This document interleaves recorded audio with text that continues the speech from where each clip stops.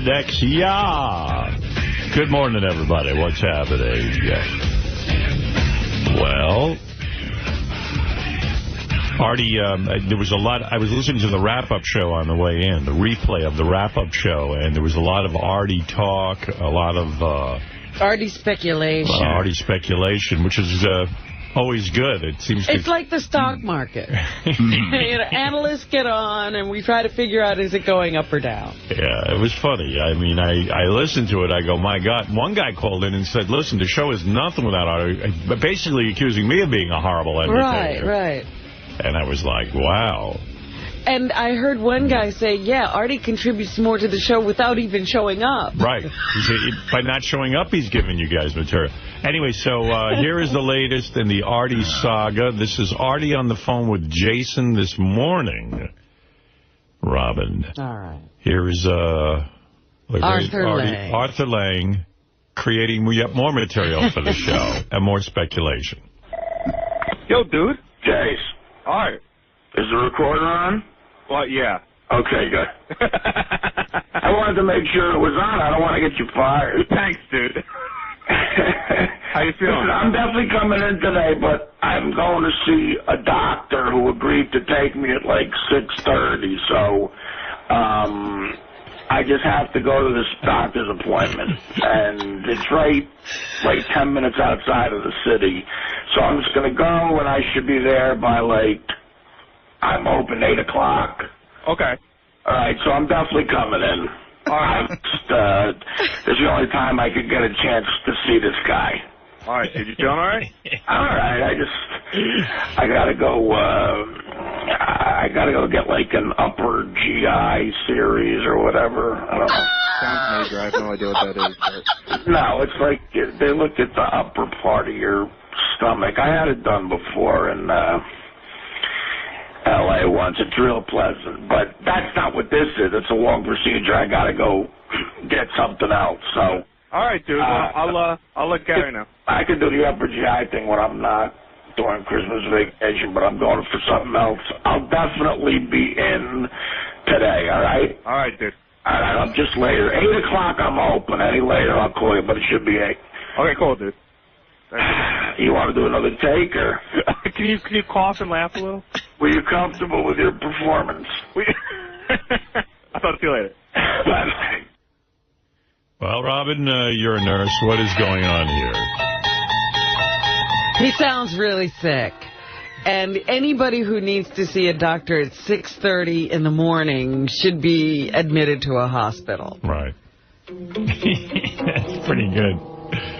Where does he come up with these doctors? These doctors are amazing. He's always going to see a doctor. Well, in all fairness, I read the life story of Elvis Presley. Dr. Nick was available 24 hours a day. And we know what Dr. Nick was prescribing. Wow. And why Elvis needed him. I don't know what's going on. What about... like, why Look, would you again... need... If I had a cold, I had a cold a couple of... Did I go to see the doctor? No, I don't know. Did you? Again, I am telling you, Artie is either hiding a horrible terminal illness. Right. Maybe he's like Patrick Swayze. He actually has cancer. Well, you know, he doesn't have the kind of cancer that makes you lose weight. It's new cancer. That's true. Yeah. Well, anyway, there was tons of speculation. I heard the wrap-up show, and it was funny because I was listening to Gary. Gary goes, you know, someone called him and goes, you guys are terrible to Artie. Isn't there some sort of union there for Artie? And Artie needs a union? Well, then Gary goes, there's no union for what Artie does. And then I'm thinking to myself, you know, what's AFTRA? He does have a union. I like that Gary doesn't. What does Artie need the union for? Artie gets tons of benefits, takes off any time he wants. I wouldn't be in his union. The union's like, hey, how do we get this guy's deal for anybody?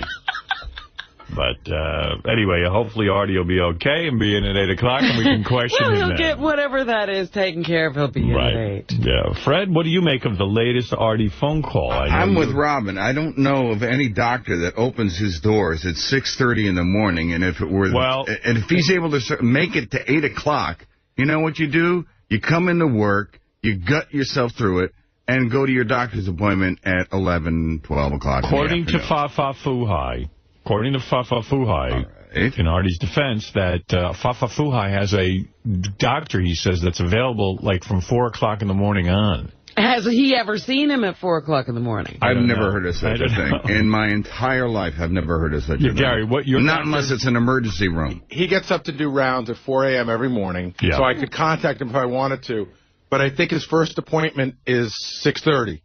Wow. He'll start taking appointments at 6:30. Yeah, but, you know, Artie had something that made him miss work yesterday, and now he needs to see the doctor at 6:30. The other question. My question is, why? Why didn't he see the doctor yesterday? He had all day yesterday. Why, at 6:30 today, is he rushing to see the doctor? He was following the 𝗦𝗵cie𝗄𝗿𝗱 story. All right, Dominic Barber, you're on the air. Listen, come on now. I have 50 employees. There's no way in the world that this makes any sense at all. If he had to see a doctor, he goes yesterday afternoon. What is the doctor going to do for him? And I'm worried about him. I'm really worried about him. In all fairness to Artie. Yeah? What hasn't been fair to Artie? Well, let me just say, in all fairness to Artie, couldn't it have been that he started to feel better yesterday, and then last night became very, very agitated. Had a relapse. Had a relapse. And Did said, he maybe sound in distress on the phone with Jason? No. Then that's my point, Howard. What does he need to see the doctor at 6:30 in the morning for? And in Delaware? And in Delaware. Not only that, he said actually got hit by a plate of spaghetti. That's what I have a question about that, too. Now, is he going for the upper GI series this morning, or is that something that he just threw in to kind of make it interesting? He threw that in. He said he is not going for his upper GI series, that he's going for something else. Now, I'm not accusing Artie of lying, which would be something that would be very irresponsible. But usually when people lie, they throw in a lot of details that are unnecessary to kind of make things look better. Are you feeling like this is the false story in the National Enquirer game? I don't know. There was something about upper GI, but... Yeah. It had nothing to do with this visit. Well, the only upper GI is unless he's gay and he's fucking a soldier. Wait, let me hear this. Yeah, maybe he's got a gerbil stuck in his butt. Yo, dude. Jace. All right. Is the recorder on? Well, yeah. Okay, good. I wanted to make sure it was on. I don't want to get you fired. Thanks, dude. How you feeling? Listen, I'm definitely coming in today, but I'm going to see a doctor who agreed to take me at like 6:30. So I just have to go to this doctor's appointment, and it's right like 10 minutes outside of the city. So I'm just going to go, and I should be there by like, I'm open 8 o'clock. Okay. All right, so I'm definitely coming in. All right. This is the only time I could get a chance to see this guy. All right, dude. You feeling all right? All right. I gotta go. I gotta go get like an upper GI series or whatever. I don't know. Sounds major. I have no idea what that is. But... No, it's like they looked at the upper part of your stomach. I had it done before in L.A. once. It's real pleasant, but that's not what this is. It's a long procedure. I gotta go get something else. So. All right, dude. Well, I'll let Gary know. I can do the upper GI thing when I'm not during Christmas vacation, but I'm going. He has a perfectly reasonable explanation. No, but this is not an upper GI series. That's right. He's something else. But my point is, Howard, this something else could be done at any time. He's not dying. First of all, a doctor could be at the studio, number one, to do it. What's the doctor going to do? And who is this particular doctor? He's found another doctor. You could pull up... Maybe it's 𝗦𝗵cie𝗄𝗿𝗱's doctor. Dr. Bombay. You could pull up other messages where Artie's seeing a doctor in the middle of the night. You can? Yeah. He said he's used this excuse before. You know, yesterday they announced the days people have missed. Howard, do you know how many days you missed in 8 years? No, I don't. Never. One day you went home sick. I think so. Well, you came in. About 3 days. Right. I think Fred had 2 days which were all having to do with his child. I mean, you know, but the truth of the matter is, when I used to weigh 330 pounds, I was sick all the time. That's true. I'm under 200 now. Yeah. I was sick all the time. Me too. Get sick, and I don't necessarily think it's drugs, but... But did you need a doctor at 6:30 in the morning for these illnesses? I never missed work once. I don't care how sick I am. One day I had, Robin knows this, had to get open heart surgery, but... you were here. I was here, and then I went in after the show, and I came in the next day. Remember when I dragged my ankle to thigh cast to work every day? Yes. I do remember that. But what do you think's going on, guys? I mean, you know what's going on. I don't know what's going on. I'm talking to Dominic. You don't know, but we know. Robin, you believe narcotics? I don't. I believe that this man is in desperate pain. And I don't know what he's doing at the present time, but he's off the wagon. Oh, that may be so. You mean alcohol? Could be. I'd vote for alcohol. Fred thinks alcohol. Robin. Yeah, I don't think it's drugs. I think it's alcohol. That's the easy, quick fall off. You can get that without going to Delaware. Right. No one wants to buy into, like, maybe Artie really got sick and this is a bad time for him to be sick? Yeah, but... Didn't he get sick one of the earlier vacations, too? He was sick every time he was on drugs, Howard. Oh, boy, Robin, you're really into it. I mean, you're... Robin's really taking a hard line. I don't think he's on drugs. He has never been sick. He has always been on drugs with all of these calls. Although, you know, you got me thinking yesterday. Actually, we have Artie on tape saying, like, when he came back from the last time, he said, if you ever hear me calling sick, that means I'm on drugs. Yeah. I remember, getting an email on that. Yeah. If you ever hear me use that excuse, that means I'm using. And he's using the same, the doctor. I told you before, who are these crazy doctors who are always seeing Artie in the middle of the night? In Delaware. All right, thank you, Dominic. Only Artie gets this kind of medical attention. Yeah. Any other issues that have to be discussed with me, or can I hang up? Well, if you're ready to get into how that plate of spaghetti ended up on your head, let's go. Yeah, target practice. Yeah. Oh, wait a minute. I got to go see my doctor. I'll call you later. All right, goodbye. Dominic has an appointment with his doctor at 6:30. All these doctors working so early in the morning. All right, Ryan, you're on the air. Go ahead in East Brunswick. And then I got to do Secret Santa real quick. We got to pick. Yeah, we didn't do that yesterday. Yeah, go ahead, Ryan. Howard, it's Artie's doctor. I'm calling in from Hoboken. Thank you. Go ahead. Can you give us a report on Artie? I can. I just got the results of his upper GI back. It appears he actually has a vending machine lodged in his lower intestine. He swallowed a vending machine. He somehow swallowed a vending machine, yes. Yeah, Yucko was going crazy with this story yesterday. Yucko said, did you remember my song about Artie? This is from a couple of incidents ago. Christmas song. Artie the junkie is a big fat guinea slob. With a drug problem, he's a lazy bum. How does he keep his job? Artie the junkie took a load on his chest, that's gay. He did some blow, Dana said, gotta go. So he called his dealer that day. Oh, there must have been some chocolate in that heroin he found. 'Cause when he snorted it up his nose, his ass got fat and brown. Artie the junkie, he weighs 300 pounds. Double dog, Pop-Tarts, Hawaiian punch, he'll soon be in the ground. Merry Christmas, Artie, you fat tub of whale shit! Fuck you! Could always rely on Yucko for the sensitive... Absolutely. Sensitive song. Thoughtful. He did that many years ago.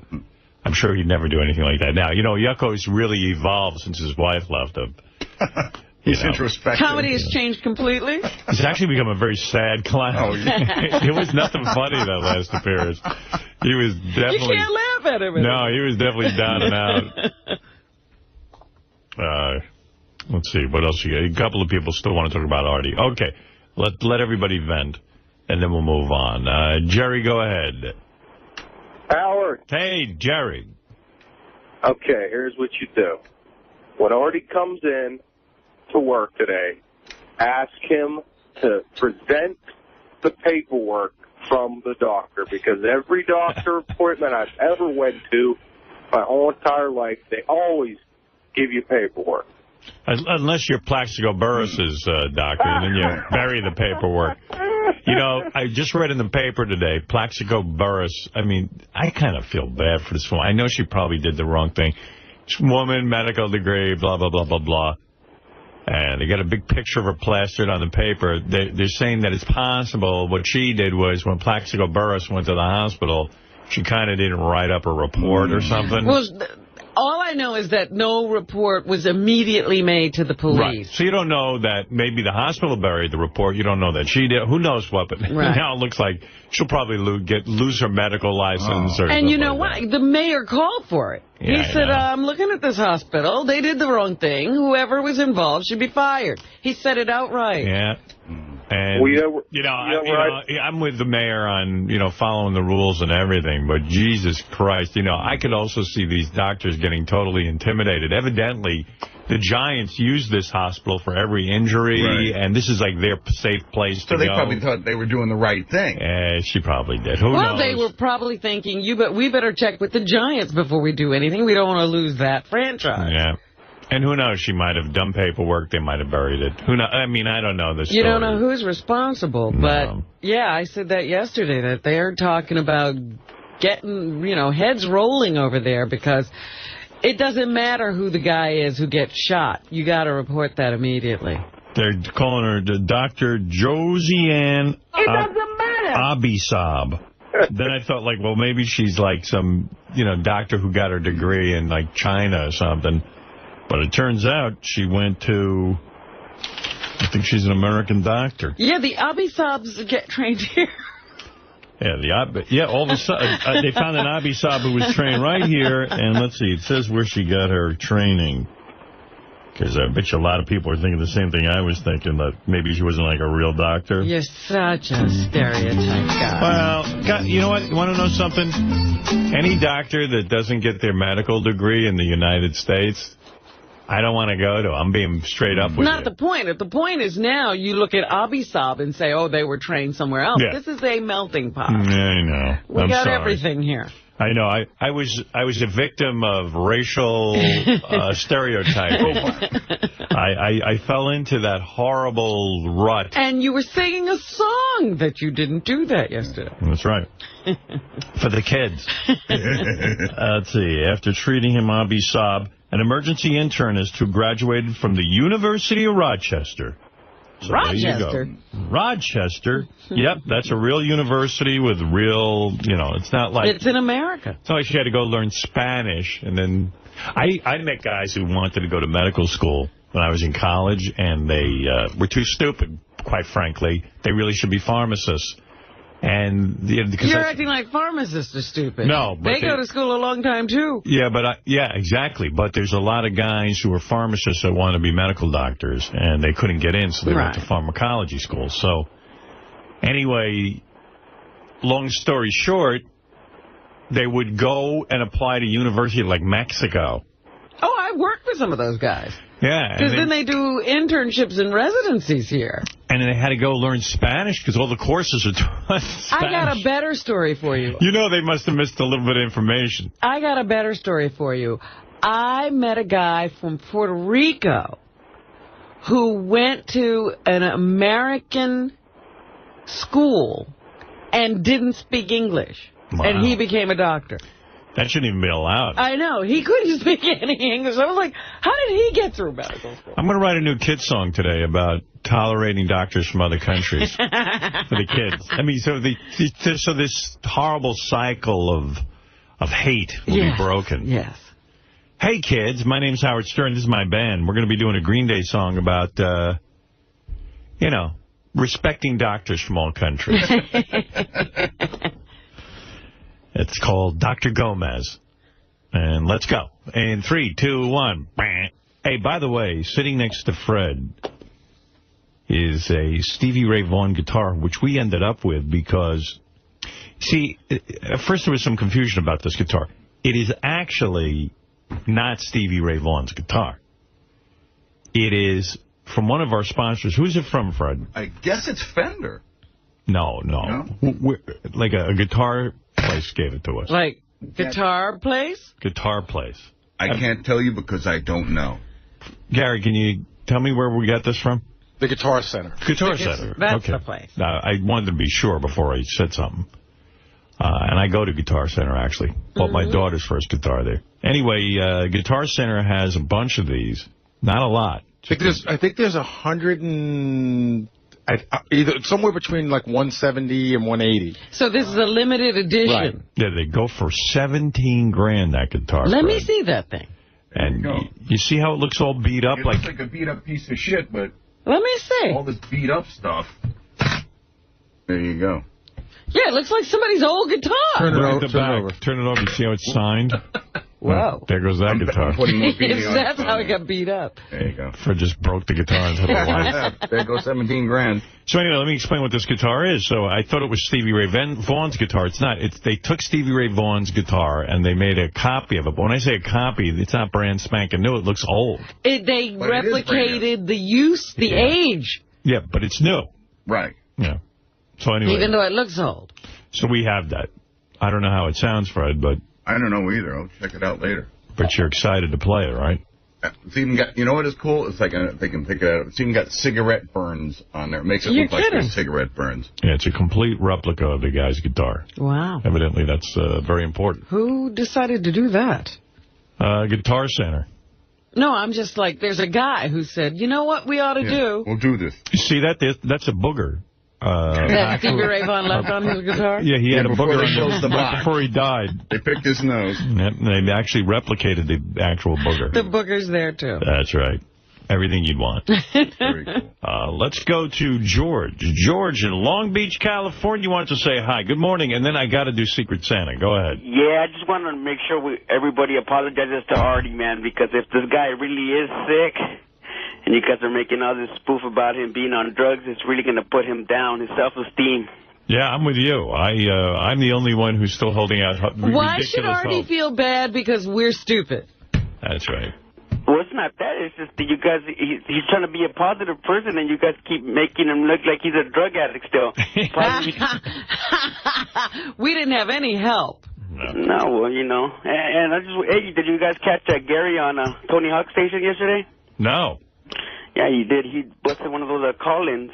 Oh. There's so many channels on this service, you know, Sirius XM. I can't catch anything. There's so many things. Yeah, I wouldn't even know what's going on. There should just be a channel where they tell me what's going on right now, right that second. I've said that myself. They need a lot of promotion of those channels and what's happening. And who was the band that was out there yesterday? I saw somebody setting up for the fishbowl. Snow Patrol. Wow. Oh, man, I couldn't even get out. What time did you leave here yesterday? A little bit after the show. Like, I don't know. What time did we get off the air? Like 11:15 or something? 11:30? Yeah. I had a meeting, you know, the staff meeting and stuff, so I get done. And, you know, I have, like secret exits I take and everything, you know, because I'm so fucking important. You got a passage you go Because through. People will just...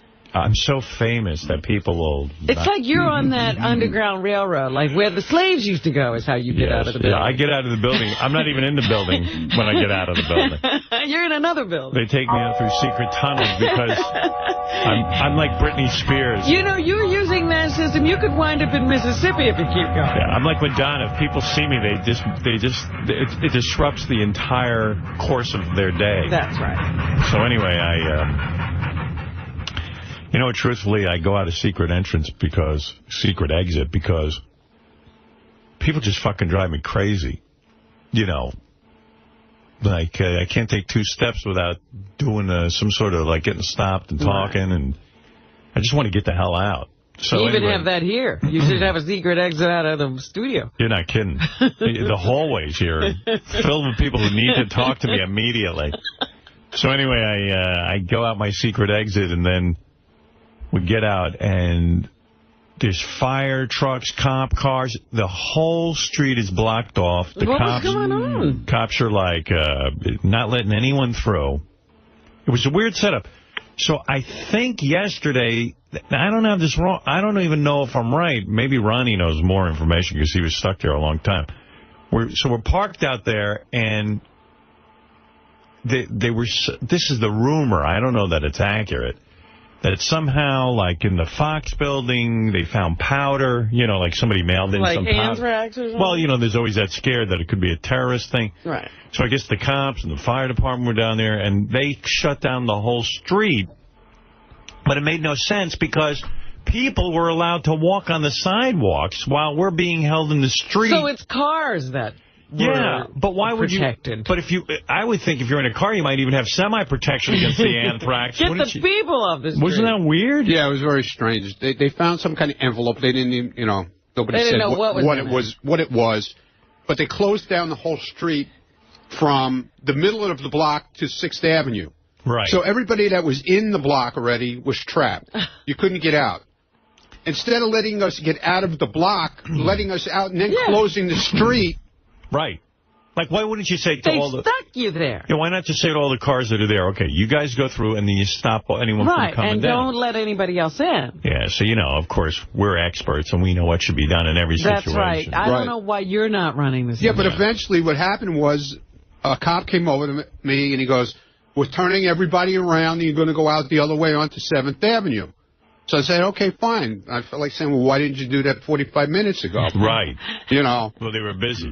At this point, they didn't have time to think about you. So well, it wasn't only me. It was like, there was like 20, 30 other cars. So Ronnie says to me, I don't know how long we're going to be stuck here with our secret exit. So he says, why don't you just go get a cab? So then, like, 3 Rockefeller Center security guys need to escort me to find a cab because, you know, I can't do that on my own. I'm an invalid. God. I have people... That doesn't look too conspicuous, does it? So we walk through the building, and then, like, all the security guards here are really great. They go, you don't want to be out on the street trying to call a cab. Why don't you hide in the building? I got dudes. And they'll get the cab, and then they'll run you out to it. I said, between you and me, don't bust me on this, but that's a lot of horse shit. I could stand in the fucking street. No one's going to sit here and bother me. You just need to get away from this building. Yeah, I said, believe me. I said, so we got out there, got in a cab, and man, I hadn't been in a cab in a while, and I sound like an asshole, but I didn't realize those cool TVs they got in the back of the cab. Yeah, that Kelly Ripa and Regis are with you a lot of the time. They have TVs now. They got a TV back there. I didn't even know how to work it because you can press buttons on the TV that actually bring up like celebrity gossip, weather, forecast. Right, they have tabs. They have tabs, and you press the screen. I mean, it's pretty sophisticated stuff, but I didn't know how to work it, but Kelly Ripa and Regis come on and go, look, hi, you're in a cab with us, and we're going to teach you how to work your television in your cab. Right, you got to get an education. Well, it's kind of like a closed-circuit TV. It's not like a real TV, I mean, where you could change channels and stuff, really, right? Yeah, but they have different subject matter you can go to. Yeah, well, they have that in the Sunoco gas stations. They have that on the pumps now. Really? They have it on TV? Yeah, when I go in the morning to gas up the car, they have, like, girls giving the weather report and all kind of stuff, you know, like crazy. Mobile news and all this nonsense. Wow. That's cool because I'm one of those neurotic people that can't be without television for 2 seconds because what happens to me if I'm without television, I start to think, and then I think about what's going on in my life, and then I think about emotions and thoughts, and I start to feel human. So I like to keep myself busy with TV, so I block out everything. I see. Right. So I really appreciated that. That they're putting TVs everywhere. Well, I might have had sat in that cab and thought about things that might, affect me. Might affect you, might figure something out. Yeah, it effectively blocks off all communication I have with myself, and I'm busy with Regis and Kelly. Did the guy know where he was going, at least? He was a good guy. Okay. Did he speak English? Yeah, he was a nice guy. He didn't bug me and everything. Let me watch TV. Oh, that's cool. Yeah, he was cool. All right. All right, thanks, man. I was talking to somebody else, and, the one thing have you seen, well, you don't take cabs, but there seems to be a conversation going on that cab radio. There always is, but it's in a different language. You don't know what's going on. But it's the most wonderful conversation ever, because these guys love it. They can't wait to get back to it, and they sound so happy while they're in it. It's like CB. Well, they're talking to other guys who are in that horrible job of driving a cab. But they're loving each other. They're talking to Al-Qaeda. It's the best conversation ever. I'm like, what are they talking about? And who are they talking to that they love so much? Yeah, and in that melting pot, what language are they all agreeing to? I know. I don't know what the language is. Bring the plastic down to the World Trade Center Building 7. I hail cab drivers because I could never do that job. A, I have no sense of direction, so I'm in all. To me, they're like medical doctors. They can do something I can't do. Neither do they. A lot of times, I don't know if you ever get into a cab and you say you give him an address and he goes, "Okay, you tell me which way to go." I thought that was your job. I don't know. I just would be so low. If somebody told me to drive him down to the Village, I would still be driving down to the Village. It would be a $3 million. It would be a $3 million fare because it would take me a year to get you down. But there. I've actually wound up in Brooklyn trying to get to the Village. Right. So I am not qualified to be a cab driver. Village. I would be fired at that job. So I'm kind of in awe of those dudes. They're good. They're good. A lot of people put them down and stuff, but I don't know. I'm always grateful. No, I'm amazed because they know which streets are blocked off. They know a ton of stuff. Yeah, and they drive erratically, but, you know. That's New York. I would, too. Everybody else's. They might as well. But I'm sure they look at my job and go, I could never do that. The way you talk so much for 5 hours. I would never be on that show. Yeah. And what's going on with this recession? How long do you think it's going to last, man, my unemployed ass? I told you what, George. I said it when that George W. Bush got elected the first time I said it. He will bankrupt the country thoroughly, and I believe we haven't seen the worst of it. And you know what? I get so depressed because I watch all these news channels. Like I said, I got a TV everywhere. Drowns out the thoughts in my head. And I tell you what, it is so depressing to read the newspaper and watch what's going on in the world. And I know, you watch these TV news channels, they got to fill up 24 hours a day with shit. And nobody's going to stay tuned for good news. No. So you got to make everything sound really bad. I mean, last week when we were on vacation, it was that situation in India with the Muslims, wanting to kill all the... Full of shit. Oh. What do you mean, oh? Like you're surprised. Well, Greg Fitzsimmons believes that shit is an excuse. He's going to be in by 8. Then he's like, he bullshits around. Now he's not coming in at all. He knows you're going to leave early. All right, so you say Artie's using. Oh, definitely. All right. All right, thank you. Marianne from Brooklyn, go ahead. Artie lost your marbles. You have the greatest job in the world, Artie. I used to want to be high-pitch Eric, but now I want to be Artie Lange. Do whatever the fuck I want to do whenever I want to do it. And Howard, you got to soft spot them. I don't know if you're using Artie, but you're doing something. Maybe you're a closet anorexic. I don't know, but something's going on with you, Artie. And I can't figure it out, but I want to be Artie Lange. All right, Artie, she votes to be Artie Lange. She's the winner of the I Want to Be Like Artie Lange essay contest. You do whatever you want, Artie. Come on. What's going on? After I read that book, I was crying all week. I know. I weave a tale of Marianne. I can't explain it, Artie. I want to pick your brain. Let me spend a few days with you. We'll lock each other up in a room. I'll try to figure it out, Artie. You're blowing my mind. If he hooks up with her, he will be using. All right, let's go to Renee. Renee, go ahead. Certainly someone must believe Artie. Yeah, Artie, you know what? I'm in recovery, and I believe you're in denial just like you were months and years ago. Most addicts have relapses. That's part of recovery. But the main way to deal with it is saying, yeah, I fucked up. You're human. We all make mistakes. But the thing is, if you want to stay clean, you gotta want to be in recovery. You gotta want to stay sober. If you're not ready, just say I'm not ready. I fuck around. I get high. I do this. I do that. So Renee, you think Artie is lying now? I mean, he's saying he's. Yeah, because I used to get high, and I know if I didn't have my heroin, I can't work. I can't function. At first it becomes a hobby. Artie, what do you think of Renee's opinion? I think Renee sounds hot, first of all. You want to bang Renee. Yeah, but she's saying it's my... Well, I know. I've been relapsing for 15 years. Yeah, well, you're not ready to stop. Then you don't want to stop getting high. Just go ahead and get high. Enjoy it. Well, you certainly believe that Artie's on his way here. You don't think he's laying in bed like Rob believes. Yeah, does anybody see a bed in traffic? Hey, Artie, honk the horn so we know you're really in the car. Honk the horn? Yeah. Yeah. He's probably sitting in his garage. No matter what, this one, you can't. Oh, boy. Gilbert, you're on the air. Go ahead. Yes, Gilbert. You're on with Artie. Yeah. Well, Artie said he's going to blow up and die. Well, he definitely got the first part right. But he's definitely on drugs, no question. All right, thank you. Well, Artie, The audience vote seems to be that Artie's on drugs. I am with Greg Fitzsimmons. I believe Artie is not on anything. I think he's abusing, but it's not drugs. So I'm in the middle. Alcohol is a drug. But let me qualify. And food is a drug for him. Yeah, that's what I was going to say. Like what that woman said. I mean, recovery, it's all in. You can't have a drink once in a while. And I really am proud of Artie. I think he's come a long way. But ultimately, it comes down to getting to where it's zero. And you know, I know a guy who had been sober for 10 years.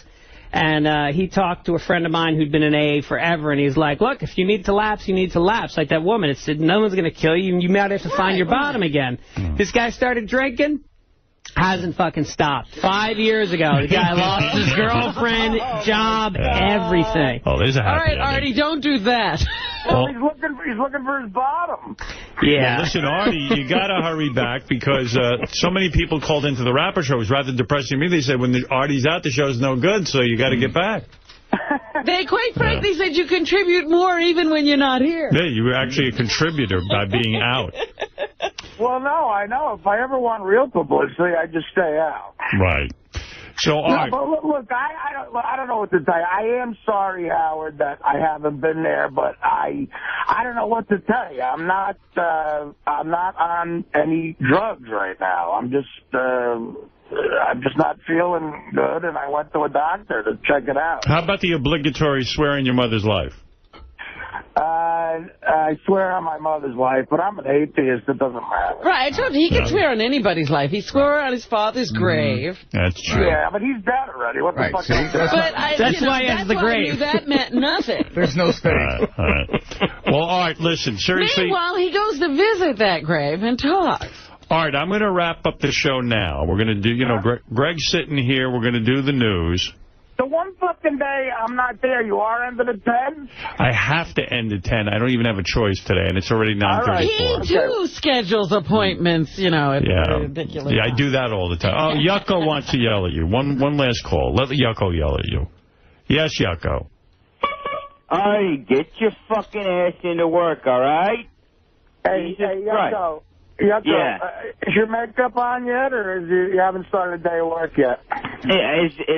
Is the straw in your fucking nose right now? Come on. Are you on the road at a La Quinta Inn? Well, first of all, it's La Quinta, you fat retard. Come on. No, I haven't stayed in one in years. Yeah, I know. You stay at fucking Mandarin Orientals, you fat fuck. Come on, get your shit together. Get into work. It's not that fucking hard, all right? All right. He's not like Yucko. He's more like Tony Robbins this morning. I'm trying to make He loves you. Yucko's worried about you. Beetlejuice, the real Beetlejuice, is actually on the phone. Go ahead. Yeah. Go ahead. Artie. Yeah, Artie's doing drugs right now. He's in the club right now, that fat fuck. Actually, I do. I live right next to Beetlejuice, and you might know. Pete, you think he is using? Yeah, he usually does. I can tell. Yeah, I mean, you've been around the drug scene for quite a while now, and you kind of... I'm doing it all the time. I see him every day doing it. Beat, what is Artie's tell? In other words, how do you really know he's using? He's using needles. I know what he uses. He's using needles? Wow.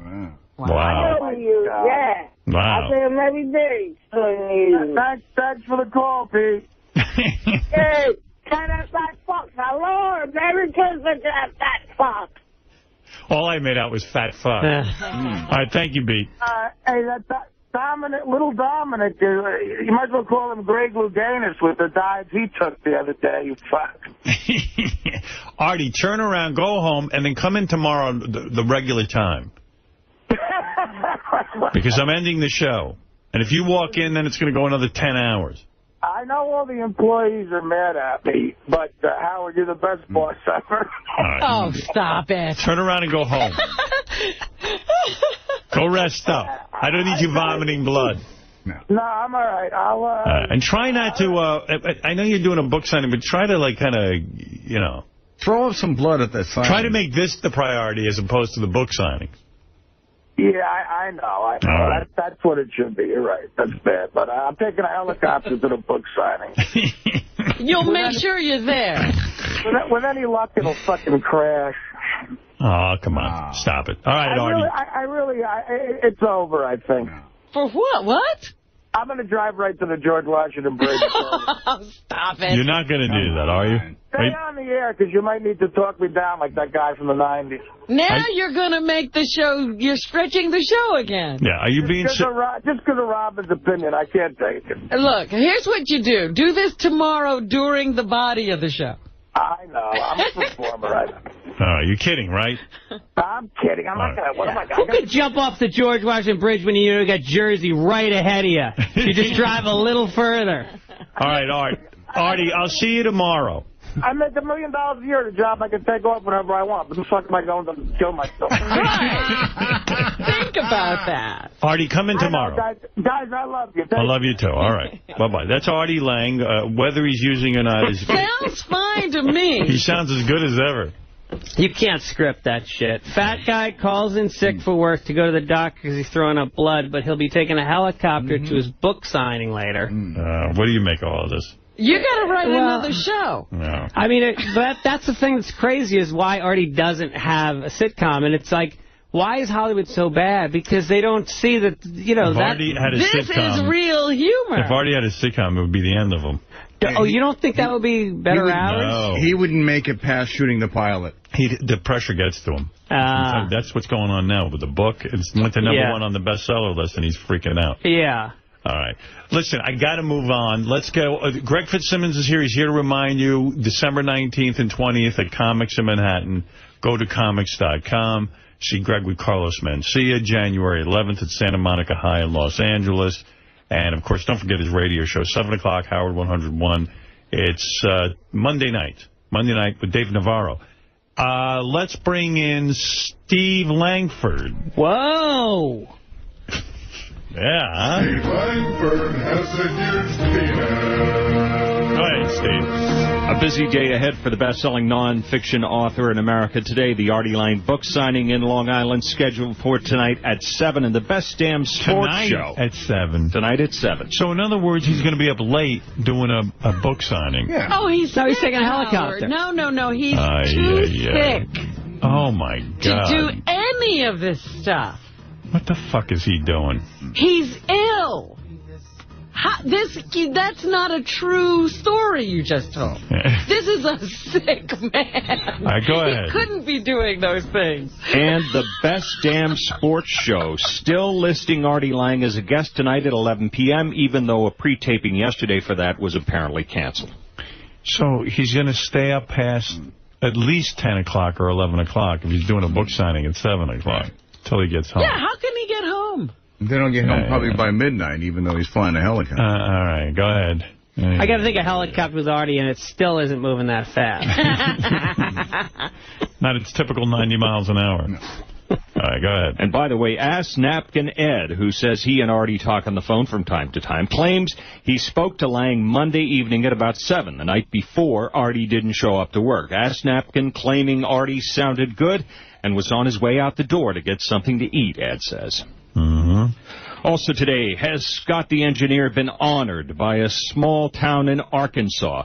A Stern fan alerting Howard 100 News to a street sign in Benton, Arkansas, Scott Salem Road, which our tipster claims leads to a rundown old trailer park. What else? Call the Howard 100 News tip line 877-33-SIRIUS, choose channel 100, or email howard100news@sirius-radio.com. Thank you, Steve. John Hines on the wrap-up show at 11 o'clock. What do you have for us? Howard, military veteran Justin won a trip to the AVN Awards by using his keys to lure Beetlejuice over when he entered the studio. That was pretty good. We'll talk about the game and how hot porn star Megan looked, how Howard thought Paul Fishbein's idea would never amount to anything, why a Beatle was not up for playing the game a second time, and why Beatle's explanation of why Artie's at the doctor might have made the most sense of all. That Beat is really smart sometimes, you know. He's very wise. He's very wise. All gut.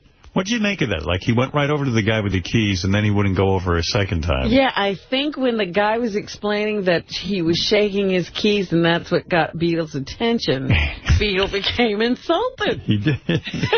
Who knew? I didn't even know Beetle was following this all day. He was terribly insulted by Sometimes I think you could talk right in front of Beat, and he doesn't know what you're talking about. No, you should start creating them. Yeah, huh? Crate train Beat? Yeah. He'll respond. Pete, we need the crate training. Well, I got to be honest with you. I was drawn to the guy with the keys, so Pete wasn't the only one. Yeah. When he rubbed my head, I liked it. But anyway, yes, it was an interesting human experiment. You're right. And it was time to pick Secret Santa, and Howard and Robin pulled the names of people who work here that they don't even know. We'll discuss Secret Santa and how everybody's feeling about the names they picked, why Fred doesn't want Benji to give him any gift whatsoever, and why did Scott DePace and Sal and Richard want to sit it out during this festive holiday season. By the way, that porn chick was super hot, but, like, really difficult. I was going to say, what was your take? I couldn't really get a bead on what was going on there. I was trying to ask her some questions about her life and sex, and she kind of covers it up with a laugh and a weird sort of, you know, avoidance. Yeah, and then sometimes she was sarcastic. Yeah. I didn't know what was going on, but then I said, you know what, there's so much going on the show today, I just kind of blew by. You barreled through it. I tried to get through it as best I could. Yeah, but she was super attractive. And then she was kind of freaky about being naked and getting on the Sybian, so I wasn't even going to beg her. I was just like, you know. No, to be that hot and to cool it with the personality, that's a bad personality. Yeah. A lot of guys said she's the hottest porn chick we ever had, and they were like, I don't know, though, if I could put up with her for 5 minutes. No, it's not worth. The point of porn is you can hit mute. Well, Will said to me, he interviewed her the other day on the phone, and she was perfectly normal. Like, he thought maybe she was nervous or something. I don't know what happened there, but all right. Anyway, you'll figure it out on the wrap-up show, I'm sure. Of course, that's what we do. Yes. Plus, Artie needs to go to the doctor at 6:30 in the morning. If you win money on what this... do you make of that? Do you think he's on something?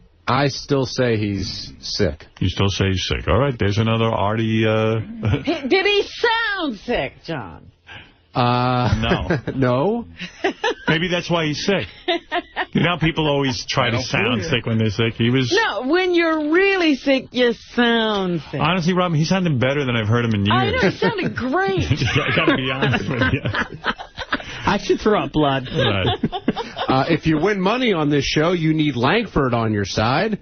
Jason is too fat to do almost anything. Lisa G is hurt by Gary wanting to come to her cookie party. Greg Fitzsimmons waits to see how Artie's going to cock-block his segment. Robin still isn't willing to say that Artie is sick. And everything else that happens here we talk about on the wrap-up show. Great show. Can't wait for it 11 o'clock today. Let's go to Steve Brandano. Steve, the intern show tonight. What do you got for us, Steve? Tonight we'll have all the interns' reactions to the Secret Santa, plus Ken, who you pulled his name. Ken Harris. Ken Harris. We'll have his. And Amy, our intern, is doing a like Joan Rivers type fashion critique on all of the Big Stern staffers. So tune in to that because nobody around here dresses well. Really? I think I'm going to come out with flying colors. I think I am a good dresser. We'll find out what she has to say about you specifically. I think I always look snazzy. Well, thank you. Will she have the guts to say something else? Where is she? Have a look at me right now. I mean, she's not here yet. I'm wearing a great outfit today. Well, I'll make sure she sees a picture. Thank you. How much credit does Ralph get for that? 100%. Well, 99%. You have to wear the clothes. Yeah, it's my body. You can't make something look bad. No, it's amazing. Yeah, you know, I can pretty much wear anything and look great in it. Well, you do. Thank you. Tall people can. Tall, lean people can wear anything. Yeah, I'm real easy. No, Ralph gets all the credit. Let's go now. Never mind what Greg has to say. Let's go right now. What's in the news, Robin? Robin Quivers with the news. Robin, come on. Don't go back. I get a hard on when I hug 'em. I'd really love to suck 'em. Put my cock in between 'em and fuck 'em. They're Robin's memories. They're big and round and brown. Make me want to pull my pants down. Then grab my cock and go to town. They're Robin's memories. Tits. Nips. You fucking bitch. Nice. Oh, wow. What was that? Gary. From yesterday. Goodness. Was that from yesterday? It sure was. You fucking bitch. Greg Fitzsimmons is here. He will be commenting on the news. He is considered one of our top commentators. He knows comedy. He knows social activism. He's a top guy and will be with us. Robin, what's in the news? Top top guy? What are you, Asian all of a sudden? He is top guy. You're top. Top gun. Top gun. Go ahead. It is the holiday season, people getting in the mood. Authorities say a West Florida man who lives with his parents has been arrested on a felony assault charge after he used a Christmas tree as a weapon to attack his father. This 37-year-old man still lives at home. He was arrested last week after he threw a 3-foot Christmas tree at his father. The tree missed, but then he tried to use... Don't you think, like, when... steel base from the tree to hit his father again. You know, you talk about anger issues, and Greg was talking earlier how he just beat a guy in his car the other day. I mean, you know, you seem perfectly rational when you sit here. You're a comedian, and you're funny, and yet you have this anger issue. Don't you think that most people are, like, wanting to beat their father with a Christmas tree? Like, don't you think that's really what you're about? Well, I mean, look, go backwards from the incident. You know, you're going to set up a Christmas tree with it's everything that brings out all your memories of him disappointing you at Christmas. Right. I get it. Right. You'd want to attack a guy with a Christmas tree. It's a good thing he wasn't Jewish. But that menorah thing would hurt worse. The menorah, I've beaten my father with a menorah, and he barely survived. The tree, at least, is softer. Yeah, it's one tree. It's not 7. You have a chance with the tree. Well, let's figure this out. You say he's a 37-year-old man. He's living at home with his dad. Putting together a tree. Life's going pretty well. He's going to blame somebody eventually for his incompetence. 37 years old, living with his dad, putting up Christmas tree. Yeah, and he's lucky he wasn't decorated yet. Could have been worse. Hey, Dad, let's put up the tree. Son, maybe you ought to move out of the house. Want to have that discussion now? I love you, but, you know, isn't it time? You're 37. Well, I love that he threw the tree and missed, and then he picked up that metal thing you put the tree in and went out. He beat his dad with the stand. Well, he tried, yeah. Right. They were able to handle him. What the fuck, Dad? You always get to put the Snoopy ornament on. You love the tree more than you love me. Why? Probably living in the trailer. And then, of course, there's not a lot of room. There's more room for the tree than there is me. There's a 72-year-old man who admits that he fatally stabbed a female friend 28 times. How old, 78? In her East Windsor home after she took away the TV remote. Do you bother locking up a guy who's 78 for stabbing somebody? 72, I mean, you talk about anger. 28 stab wounds? You know, the guy got through his whole life not stabbing anyone. Now he's 72, and it finally got to him. Over a TV remote. If you put him in jail, give him a TV, definitely. Yeah. And don't argue with him about what you're watching. And put it on Oprah the entire time. Yeah. Sad news. One of the co-joined twins born to an 18-year-old British woman has died after an operation to separate them. Yeah, but in a way, I mean, I think they're better off even with one dying. I mean, I think it was the right move. Even if a doctor... shortly after the procedure to divide her from her sister Faith. If I had co-joined twins, I'd say to the doctor, I don't care if they both die. You got to separate them. I will be a laughing stock of this industry if I have co-joined twins. That's all you care about? That's all I care about. No, people think your sperm is too sticky or something. It's a reflection of you. Right. And by the way, the one that survives will have a great story now. Yeah, Faith is alive. Hope is dead. Should be going out with some guy and say, I have something I want to tell you. What, you were raped? You were, what happened? There was abuse. You robbed someone. You spent time in jail. No, I had a sister attached to my head when I was born. You still want to go out with me? I didn't say you go out with her. Try to ever emotionally satisfy her. You're my soulmate. Really? I had someone attached to my head. You know how shallow I am? I'd break up with a girl if I found out she was born with someone attached to her head. Really? Because you don't want to have children with her. I'd say there's something way wrong here. You had someone attached to your head. These two were born... I mean, you're Jewish. Your mother, that's as close as you want anybody. Right. These two were born... How do you separate that? My mother was up my ass my whole life. I don't need someone with someone attached to their head. I had my mother up my ass. Yeah. My mother took my anal temperature until I was 16. I'll take a sister on my head over my mother up my ass. The girls were born last Wednesday. They were joined from their breastbone to their navel and shared a circulatory system as well as a liver. That didn't happen in America, right? Cause we in England, but, you know, really? That's pretty close. Because we got amniocentesis. I mean, who wouldn't get an abortion the second you find that the doctor tells you, listen, here's the news, the kids are healthy, but they're joined at the head. Well, they were joined at the breast. The breast. And the liver. And the liver. Yeah. 2 British girls can't grow up with 1 liver. You've seen Amy Winehouse. They need 3 livers. Come on, everybody. Comics, December 18th. Come on, don't see a funny guy. It's a funny man. That's right. So, just redid his kitchen. They're hoping that Faith will be all right. Not it's happy. still a little too early to tell. Wow. And, you know, you got to worry about our kids, too. I'm worried about my kids, never mind your kids. We've already had... Everyone is. Right. Hey, come on, it takes a village. Right. We already heard about the 8-year-old who killed 2 guys. Did you hear his confession on TV? It was like this little baby going, yeah, I took out the gun, then I shot him, and then I shot him again because I didn't want him to suffer. Right, he was crying in pain, so I shot him again. Until I still never got why he shot him the first time. That I didn't get, because the kid, first of all, 8-year-olds are not articulate in their confessions. Yeah, especially when they were harassing the shit out of him. I wanted to smack the kid and go, stop mumbling. You know what? Yeah. They couldn't...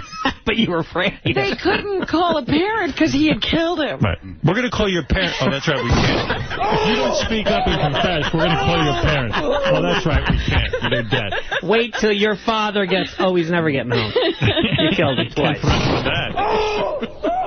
I like the mercy killing, though. That's a big heart for an 8-year-old. It's going to be hard to discipline that child. Would you discipline that child? I wouldn't do anything with that child. They really should lock that kid away. But now we've got a knife-wielding 7-year-old first grader who robbed a 6-year-old classmate of $1. So I don't think that's as bad as killing your parents. He used a knife, Howard. Wow. And let me ask you something. At 7, aren't you supposed to be in 2nd grade? Yeah, that's always bad when there's a kid left back and he's a full year ahead.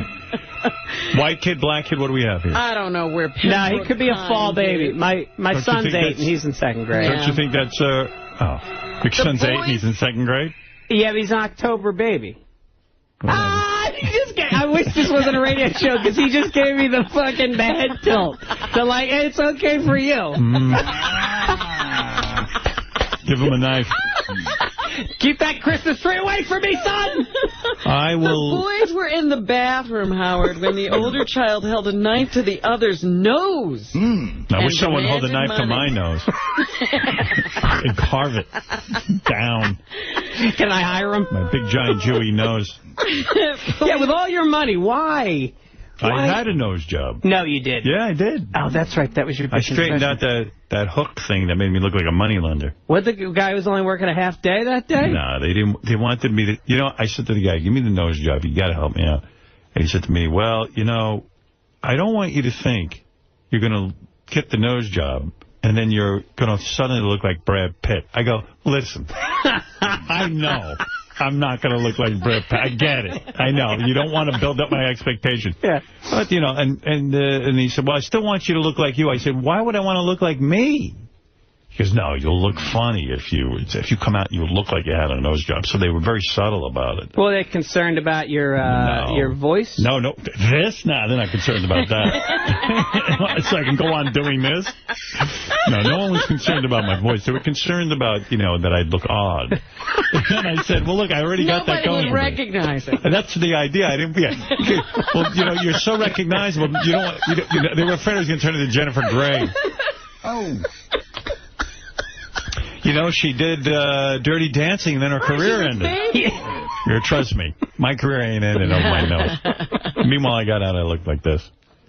What are you going to do? Well, it's not, you know, it worked out. I think you'd still be recognizable without the big nose. What are you, 6'5"? You could cut this nose off and people would still recognize me. You could cut it off and put it on Brad Pitt. He'd still got a lot of pussy. Right. This nose on me doesn't work. All right, the best story of the day, a Missouri hunter bagged a big buck on the second day of a firearms season. Cool. But he got a lot of pain out of the experience because he thought he had killed the deer. He used a .270 caliber rifle. Thought he had killed the deer, but the deer looked dead to him. But seconds later, the 9-point, 240-pound animal came to life and attacked the hunter. Yeah, I always like those stories where the animals win, because I tell you, I saw some deer the other day. I know some people don't like deer because they carry ticks and all that stuff, but I saw 3 of them, like a mother and the father and a little baby running around, and they were so cute. Yeah, you see these whole families, and they're so sweet looking. Yeah. I wonder if he was playing dead. I couldn't shoot any of those animals. No. I mean, I get that some of them have to be shot from helicopters by vice presidential nominees. But, I mean, obviously, they got to be thinned at some point. But, like, to blame them for the deer ticks, they have deer ticks because we overpopulated and carved out their environment, so they're getting diseases. Right. But that reminds me of when I tried to have sex with my wife one night. I thought she was asleep. And she woke up. And she attacked me, Attacked you. All right, what else have we got? Buck rose up, knocked Goodman down, and attacked him with his antlers in what the veteran hunter called 15 seconds of hell. The deer then ran a short distance and went down because Goodman jumped up and fired 2 more shots. He did wind up killing the deer. Well, I do like when the deer attack. Yeah, my favorite was the time the marlin jumped out of the water and speared a fisherman. Yeah. Yeah. Took him back in with him. Luckily, the guy's father was on the boat and pulled him back. But the marlin won that day. Yes, he did. Yeah. Giants superstar 𝗦𝗪𝗄𝗿𝗱 is finished for the season. Yesterday, the Giants decided to put him on the whatever list it is that you can't play on. It wasn't the injured list. The shithead list. It was the shithead. The guy is going to now miss out on possibly $31 million. Wow. If they throw him out of football altogether. And they're saying that minimally he's being docked his pay now for the rest of the season, and that's already almost close to $500,000. Yeah. Wow. For doing nothing. All he had to do was sit on the bench. Why does this? It always happens when the Giants do well. Something shitty like this happens. I'm just hoping Antonio Pierce doesn't get affected. Yeah, you know, he's got to go talk to the cops to explain his side in all this. So he's not out of the woods. Yeah, I'd like to hear that explanation. We got to get him back in here to be our intern for the day. Really? He faces 𝗦𝗪𝗄𝗿𝗍, if he gets the book thrown at him, faces a mandatory minimum of 3.5 years behind bars if convicted of having an illegal loaded weapon. And they've also said that the people at the hospital could be in trouble for not reporting this whole thing. The hospital suspended an emergency room doctor for failing to report the wound. Yeah, she was probably all intimidated. Like, you know, hey, it's a big star. I mean, who even knows? Maybe she did report it and the hospital covered it up. It's going to be an interesting case. But she could have been a fan. She's got box tickets for the rest of the season, maybe. Yeah, maybe. It drives me crazy, though, when a guy like 𝗦𝗪𝗄𝗍𝗿𝗍 gets that kind of money and he fucks it up. I mean, it just makes me insane. Yeah. $31 million. I mean, it's during the season. Off season, you can, all right, maybe. But, like, geez, you guys are in contention to be, you know. He was injured anyway, had a hamstring injury, but, you know, this is just dumb. He's probably going to do some jail time, too. Rob, what else is in the news? Oh, well, I don't know if you know exactly what happened at the nightclub that night. They said he was drinking some wine, and his loaded Glock semi-automatic slipped out of his waistband to his... Because he thinks he's Dirty Harry. He's carrying a gun in his waistband. Guys who carry guns, and you have a holster. Sweatpants. Yeah, you can't... That's the fault of the movies. I mean, guys who carry guns... You got a holster. You can wear it on your ankle. You can wear it under your jacket. And it's a holstered thing. Even if the gun fell, it's holstered. It's not going to go off. This guy, he thinks he's, you know, he's what, Dirty Harry or, I don't know, James Bond. He's wearing sweatpants. He sticks it in the waistband of his sweatpants because he wants all his bros to see that he's a tough guy. Now, that's a pretty heavy thing. Yeah. A Glock? That thing must fall. To hold up. I'm going to tuck this in my sweatpants. Yeah. And he's at a club, and there's people, and the gun fires. So it slips out of the waistband, And when he reached for the weapon, he accidentally fired it. If I put a pair of sweatpants on you right now and put a Glock in your sweatpants, there's no way you could walk across this room without dropping the gun. And you don't have a giant black cock in there, too. Right. Oh. I'm assuming. You assume his black cock was going to stop the gun from falling? No, I'm saying that how much can those sweatpants handle? You think his giant black cock was all it could handle? Well, it seems to me that if I had a giant cock like that, and again... You do. You say the sweatpants are handling enough. Right. Those sweatpants are overworked. There's a weight limit on those. That's right. I wish. What else? So, there you go. Yeah, Plaxico out for the season. Okay. Gary Coleman in the news. He pleaded no contest to charges stemming from a bizarre blow-up at a fan outside of a bowling alley. He's like Greg Fitzsimmons. He gets into fights and he's way too small. Sadly, more successful than me. Yeah. Career-wise. A judge ordered the 40-year-old former star of Diff'rent Strokes to pay a $100 fine yesterday after he pleaded no contest to a reckless driving charge. They had a picture of him in the paper showing up for his court case, and he's wearing, like, 𝗛𝗮𝗃 jeans. Like bib overalls. Like a bib overalls. Yeah. He's so cute. I know. If you're a midget, do not wear bib overalls. Yeah. You look like a child. Why don't you hang, like, one of those little nips around your, you know, the ones you suck on. Baby nip? Yeah. According to court documents, Coleman, his wife, and his bodyguard were going bowling. About 60 miles north of Salt Lake City, when Colt Rushton took a few photos of him with a cell phone camera and took a few more of Coleman's truck in the parking lot. I didn't know he was successful enough to have a bodyguard walking around with him.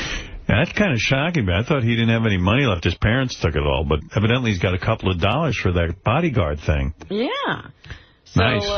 I guess Coleman got a little upset about the photographs. They got into a scuffle, and then Coleman ran into Rushton with his truck as he was backing out of the Wasn't he a security guard for a while, too? Yeah, how could he have a bodyguard? He can't get a job as a bodyguard. Really? Here's Gary Coleman saying it's not easy being a celebrity, 1-7. All right. One thing I hate about being a celebrity is people listen with their mouths and hear with their eyes. What? And he says he's not going to, he's not cowed by this at all. He is not going to be affected or tolerate the obnoxious behavior of fans. We have effectively said that I am not going to tolerate that. And I'm not going to put up with it, and you're not going to get in my pocket. That's just not going to happen.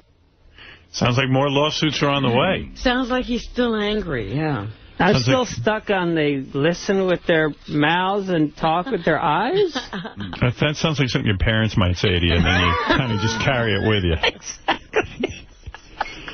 He's very wise. He's like Buddha. He's going for that Buddha thing. He said it really slow, like we were all going to be writing it down. Could you play that again? Because I'm not sure exactly what he said. One thing I hate about being a celebrity is people listen with their mouths and hear with their eyes. Okay. In other words, they're not using the proper facilities, according to Gary Coleman. In other words, they're not listening and they're not hearing and they're not seeing. They're just being dumb. I mean, I get the metaphor that their senses are not working right. I just don't track the actual eyes. One thing I'm tracking is that most celebrities, it appears, talk through their ass. Well, then he can understand them because that's where his ear is. Yes. All right, Robin, what else? An Emmy-nominated Brooklyn TV editor plunged to her death climbing California's Mount Shasta the other day. And her family... Oh, Fred. That's awful. That's horrible. Why doesn't Fred get an Emmy? Now says that she died doing what she loves. Falling to her death. Oh, stop it. Her name was Cherry Inoki. She was 33. What was she doing? She was hiking? She was climbing a mountain. She's what they call a late-blooming athlete. I tried that. I'm always trying to find a sport I'm good at. Yeah. Boy, did I find one I'm bad at. Yeah. You talk about a klutz. Oh, you're not built for that. They go, well, just use your toes to bury it into the rock. And I was like, use my toes to bury in a rock? I mean, this is dangerous. Yeah. And I'm so bad at it. And they go, no, it's all your legs. You think it's your upper body. It's use your lower body strength. I go, I don't have strength anywhere. Yeah. I can't pull myself up from my legs or my upper body. No, you're not genetically made to... You can't even climb stairs. It's such a dumb thing. And then they build fake walls for you to climb up. Yeah. And then when I went to Arizona, they used it as a therapy tool. Like, they had me climb to overcome my fears. And then when I got up there, I was supposed to realize things about myself that, like, yes, I can do anything, yes, I can conquer. And you know what? I got up there, I wanted to shit my pants. It's the only thing I learned. You didn't realize anything. I hated it. And then women evidently can climb faster than men. And I did it with 3 girls, and they all beat me. Oh, because they're bottom heavy. Well, because and that's what the strength is. Well, they use their lower body more than guys. Somehow. I don't even know. Wow. I mean, look at where your people come from. There's no mountains. Maybe. The same friends who helped her conquer Mont Blanc in France a couple of years ago watched in horror as she slipped and fell 1,500 feet on Friday while ascending Shasta's icy avalanche gulch, according to her brother. I didn't know there was a Mont Blanc. I have Mont Blanc pens, and I love them. That's why they call him Mont Blanc. I didn't know there was an actual Mont Blanc pen. I mean, like a place you could go to. Like a mountain, yeah. I should go there. I love that pen. I love pens. Yeah. Ever want to get me a gift, get me a pen. I was just apologizing for not getting you a wedding gift, and now... Forget Beth. Just give me a wedding pen. Actually, matching pens, I think for a wedding it'd be stupid to give just you. No, it wouldn't be, would it? I don't need a wedding gift, trust me. I didn't even invite you to the wedding. I know. You don't have to get me a gift. But you did invite me to your house in the Hamptons this summer. I did, and then I uninvited you. Yeah. Awkward. I said to Greg, I want you to come out next time you're out. Then he tells me he's coming out to do a gig, and I said to myself, he's going to come out here, and then he's got a gig. And Beth and I calculated, that means he's doing a show at 11 o'clock. Right. No, you saw an ad in the paper. I did. I looked at the ad in the paper and said, shows at 9 o'clock and 11. So even Beth said to me, he's not going to get back till like 1 in the morning. Right, he's leaving at 11. We're going to have to sit and wait up for him, let him in. It's going to be disruptive, and then he's going to sleep all fucking day. And so I called him up and I told him our house is full of a lot of people. Family. I got a lot of Holiday Inn. I said my family's coming. I said it's the one bad weekend. My family's coming. When the fucking guy's sleeping. So you were lying completely. So crushed. I lied completely. Because I didn't even... And he knew it, too. There's no way I would have invited myself. Like, you invited me, and then I felt like, God, how do I do this? And so I waited because I didn't want to seem like, oh, let me come 3 months in advance. Like, I can't wait to go to his I want you to come over, like, when you have nothing. You're not doing when you can go to bed at 9 o'clock. I'm going to come when my wife's in town, and she can be with me. I'm not comfortable with her. Seriously?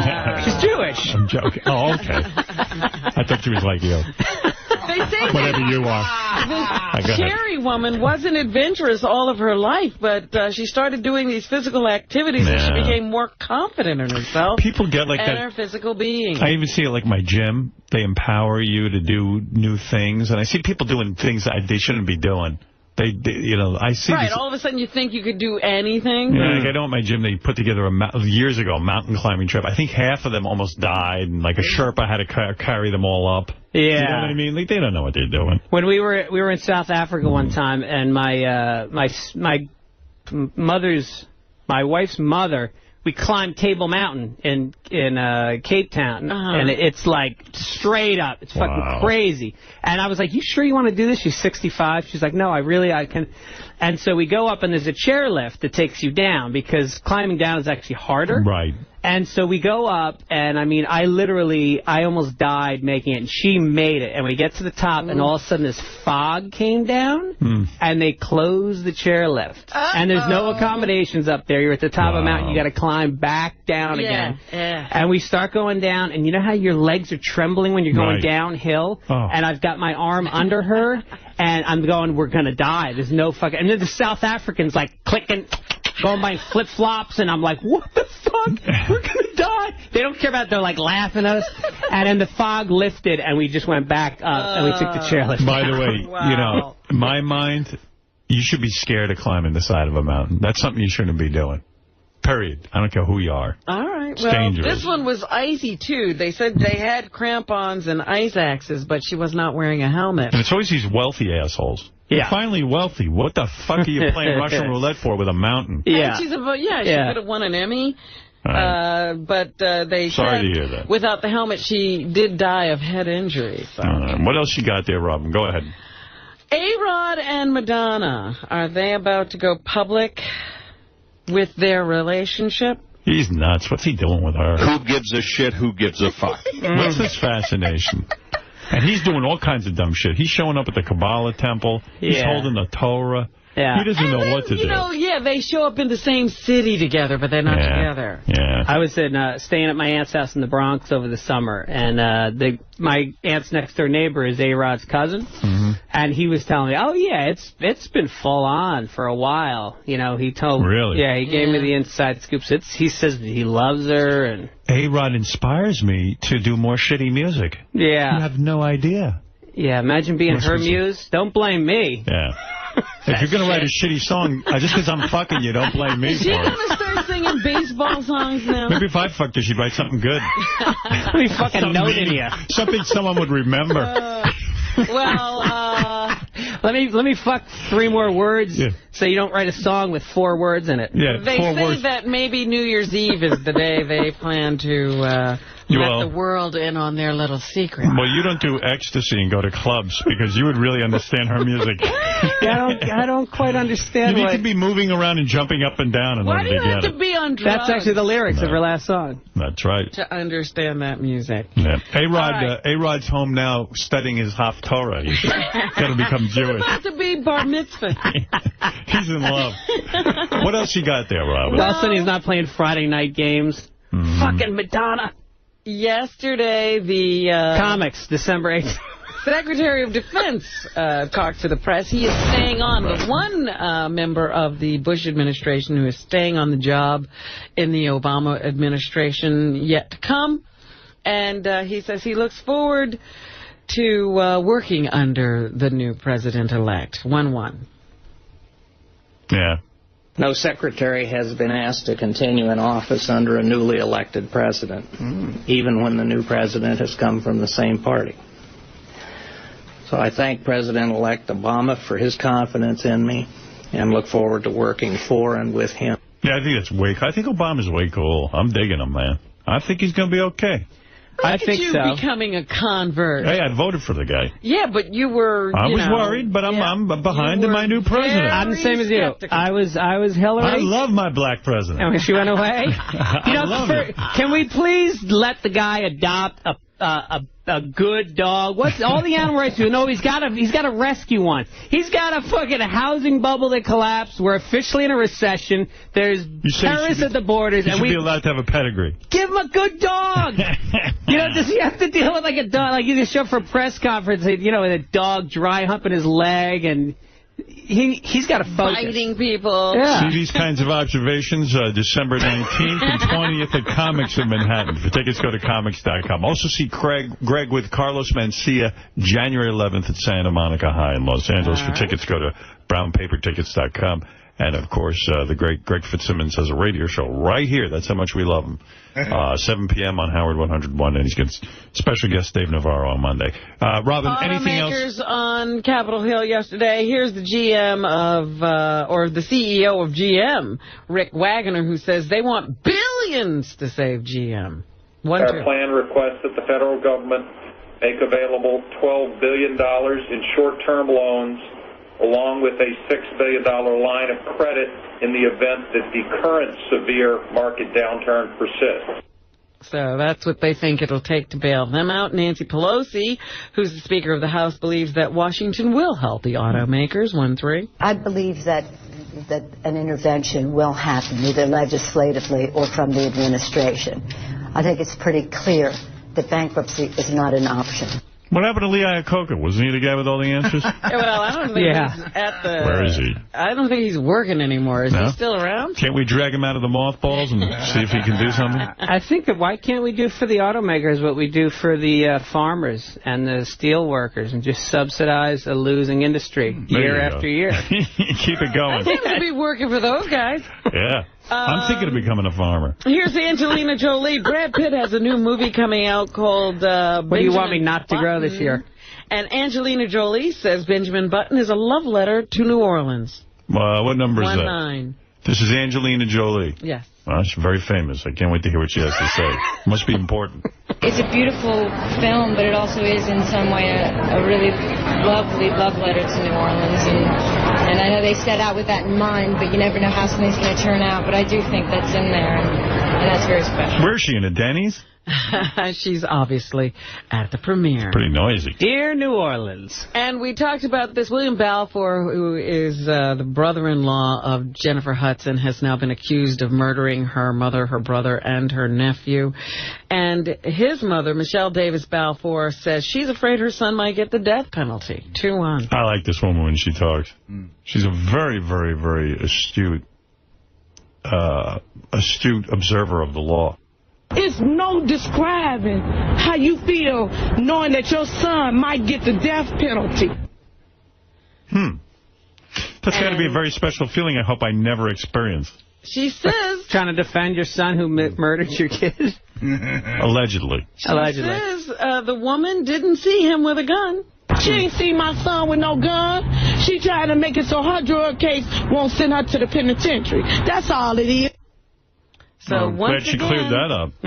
She doesn't think there's enough evidence for this case to stick.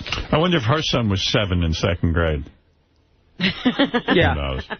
And that's what's thanks, happening. Robin. I want to thank Greg, of course, for coming. It's always great seeing you. It's great seeing you, too. And Artie did not cock-block your segment. I think you did great. And I think you had a lot of airtime, and I don't think you have anything to complain about this time. I think it was a solid appearance, and I want to thank the whole crew for making it possible. Yeah, and, I think, I worked with you very well, and it all came off very, very good. Well, I feel like what we did before the show, the rehearsals were good, and we ran through your whole routine, and it worked out well. Yeah, and thanks again for approving the script, Fred. And we will see you December 19th and 20th at Comics in Manhattan. Fantastic. You bet. And that special benefit show at the high school with Carlos Mencia. I'm looking forward to that on January 11th at Santa Monica High.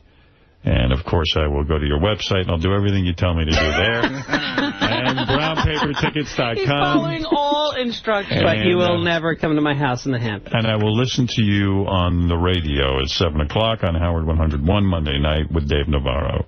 And let's hope that therapy works out for you. Yeah. Working hard.